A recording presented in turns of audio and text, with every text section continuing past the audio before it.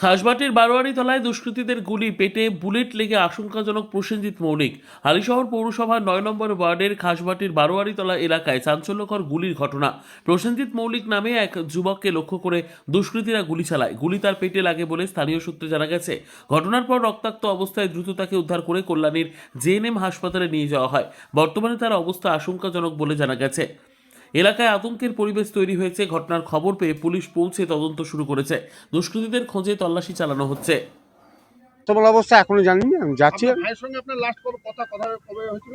ভাই একসাথে পরিবারে থাকে, আবার ভাইয়ের সাথে আর লাস্ট কথা কি, সবসময় তো একসাথে আজকে কখন দেখা হয়েছিল? একসঙ্গে একতলায় থাকবে। সারাক্ষণই থাকি, সকালবেলাও খেয়েছি একসাথে, দুপুরবেলাও খেয়েছি, জল খেয়েছি। আপনার নামটা?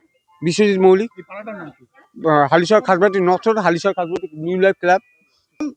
যে আমার ভাইপোকে কেউ বা কারা গুলি করেছে। কোথায় গুলি করেছে? না মুড়ি গলির ওখানে। কেন করেছে কেউ বলতে পারছে না কেন করেছে।